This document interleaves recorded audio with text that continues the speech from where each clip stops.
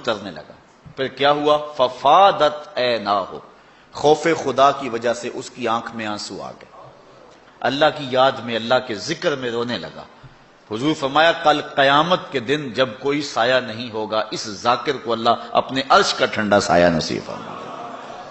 اٹھتے بیٹھتے چلتے پھرتے تنہائی میں، خلوت میں، جلوت میں اللہ کے ذکر سے اپنا تعلق جوڑیے۔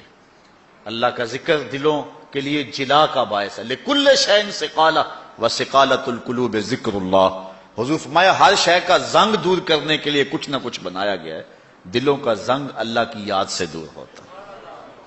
ذکر جلی بھی اور ذکر خفی بھی، زبان سے کرو یا دل سے کرو۔ میرے حضور قبلہ عالم فرماتے ہیں اٹھ دی بیندی ٹر دی پھر دی، ستے آتے جاگ دی، نام جھپ دی رو تے کھپ دی، ویخ سر اس راگ دی، نام جپیاں قرب ملدا، نام دی کر پوری سانب، شیشے وچ کستوری جے کر پھر ضرورت کاگ دی۔ یہ ذکر ایسا ہے جس سے من کے گن دور ہوتے ہیں۔ اور میں نے کسی روایت میں پڑھا ہے کسی بزرگ کا قول کہ جب کوئی بندہ ایک مرتبہ زبان سے اللہ کہتا ہے، اللہ اس کی طرف نظر رحمت سے دیکھتا ہے، اور جب اللہ کسی بندے کی طرف نظر رحمت سے دیکھ لے اس کے 70 گنا جل کے راکھ ہو جاتا ہے، اور جس کو اللہ نظر رحمت سے دیکھتا ہے پھر اس کو عذاب نہیں دے گا۔ اللہ اکبر۔ حضرت شیخ شبلی رحمت اللہ تعالی علیہ معارف اس میں ذات بیان کر رہے تھے، اللہ کے نام کی برکت ہے، اس کا نام جپنے کا فائدہ ہے۔ تو ابو علی سینا جو بہت بڑا فلسفی گزرا ہے، وہ بھی مجلس میں بیٹھا ہوا تھا۔ وہ زمانہ تھا کہ اہل اللہ کی مجالس کے اندر بڑے لوگ آتے تھے۔ آج تو دور ختم ہو گیا نا، آج تو زمانہ لٹ گیا، مادیت چھا گئی۔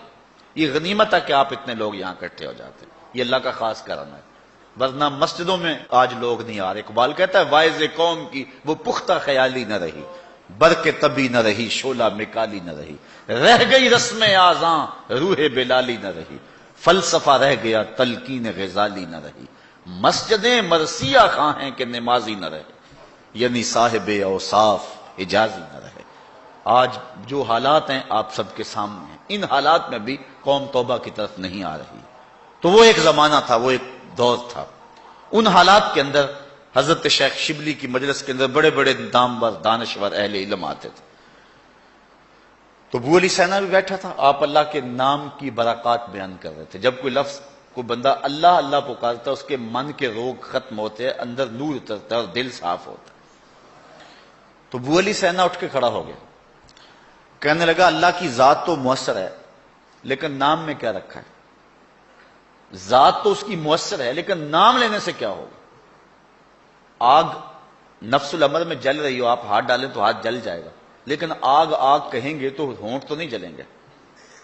برف آپ جو ہے وہ اس کو ہاتھ لگائیں گے تو ہاتھ ٹھنڈا ہوگا، لیکن اگر زبان سے 100 مرتبہ بھی برف برف کہتے رہیں یا کاغذ کے اوپر لفظ برف لکھ دیں تو نہ کاغذ گیلا ہوگا نہ ٹھنڈا ہوگا۔ اس نے کہا ذات تو مؤثر ہے، نام میں کیا رکھا ہے؟ ہمارے فلسفی ہر چیز کی 4 شکلیں مانتے، کہتے ایک ہی مؤثر ہے باقی 3 مؤثر نہیں ہے، ایک ہی حقیقی ہے باقی اعتباری ہیں۔ تو یہ بات جو ہے وہ شیخ شبلی کو ابو علی سینا نے کہی کہ ذات تو مؤثر ہے مانتا ہوں لیکن نام میں کیا رکھا ہے؟ حضرت شیخ شبلی نے دلائل دیے لیکن ابو علی سینا آگے سے بحث کرتا رہا۔ شیخ شبلی سمجھ گئے کہ یہ ماننے کو نہیں ہے، آپ نے بحث کو چھوڑا، اللہ والے لمبی بات سے نہیں کرتے، بات میں سادہ و آزادہ، معانی میں دقیق۔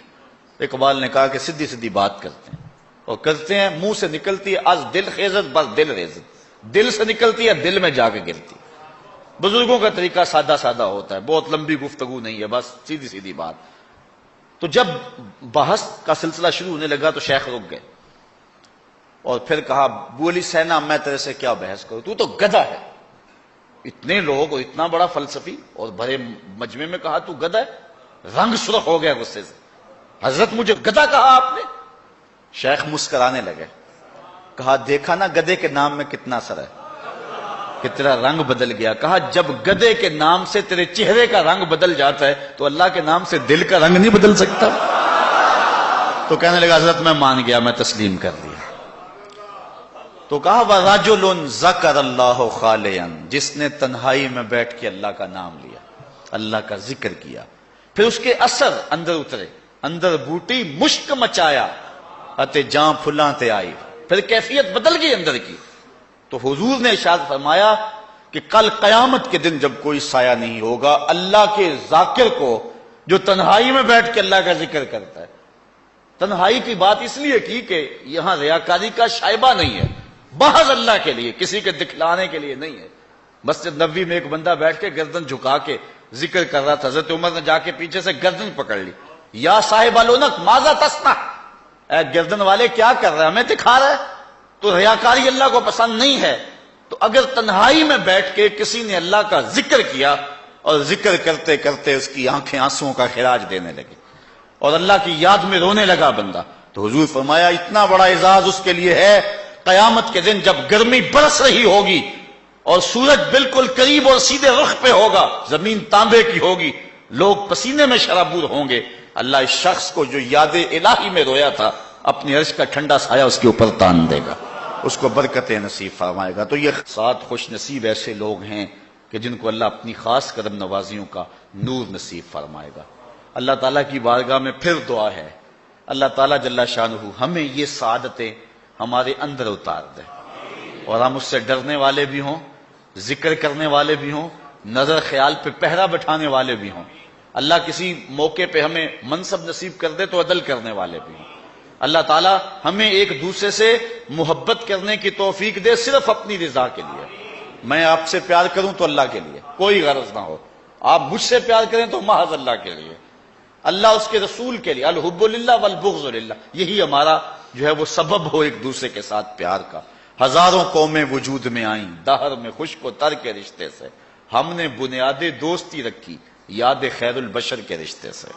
محمد کی وساطت سے محبت تیری میری ہے، محمد کی وساطت سے محبت تیری میری ہے، محبت اصل ہے ان کی نہ تیری ہے نہ میری ہے. الحب للہ والبغض للہ. اور اللہ تعالیٰ ہر وہ سعادت، جوانی بڑی تیزی کے ساتھ بیت رہی ہے، یہ لمحے دوبارہ نہیں آئیں گے. اور جو سن کہولت میں پہنچ گئے ہیں، بڑھاپے میں قدم رکھ چکے ہیں، انہیں یہ کہتا ہوں کہ جوان تو بڑھاپے کے انتظار میں ہیں، بوڑھو اب تم کس انتظار میں؟ ایک روایت میں آتا ہے اللہ بوڑھے کا عذر قبول نہیں کرے گا قیامت کے دن. بچہ اس لیے توبہ کو مؤخر کرتا ہے کہ میں نے جوان ہونا ہے، جوان اس لیے مؤخر کرتا ہے میں نے بوڑھا ہونا ہے. تو جب بندہ بوڑھا ہو جاتا ہے پھر وہ کس چیز کے انتظار میں ہوتا ہے؟ ایک روایت میں آتا ہے کہ 3 اشخاص کو اللہ تعالیٰ نہ بخشے گا، نہ ان کی طرف نظر رحمت کرے گا، اور نہ ہی اللہ تعالیٰ انہیں پاک کرے گا. ان میں سے ایک وہ شخص ہے کہ جو بڑھاپے کے باوجود بدکاری نہیں چھوڑتا. اس بوڑھے شخص کی طرف قیامت کے دن اللہ نہ نظر رحمت سے دیکھے گا، نہ اس کا تزکیہ کرے گا اور نہ اس کی مغفرت فرمائے گا. تو جوانوں، بوڑھوں اور بچوں اپنی زندگی کی حفاظت کرو، اللہ کی رحمتوں کا حصہ سمیٹنے کی کوشش کرو. آج کل تو موسم بھی رمضان کا ہے اور رحمت کی برکھا چھم چھم اتر رہی ہے. آئیے میں اور آپ سچی توبہ سے اور توبہ کے سچے آنسوؤں سے اپنے من کے سارے گند دھو ڈالیں. اس کی کرم نوازیاں اتنی عمیم ہیں.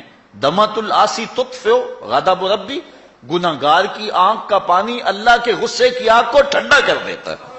التائب من الذنب کمن لا ذنب لہ، گناہ سے توبہ کرنے والا ایسا ہے جس طرح اس نے کبھی گناہ کیا ہوا ہی نہیں ہے. اتنی کرم نوازیوں کا نور اس کے اوپر برستا ہے اور اتنے اجالے اس کو نصیب ہو جاتے ہیں اور اتنی روشنی اللہ اس کو نصیب کر دیتا ہے. اللہ جزائے جزیل دے، اللہ اپنی یادوں اور محبتوں کا سرمایہ دے. وآخر دعوانا ان الحمد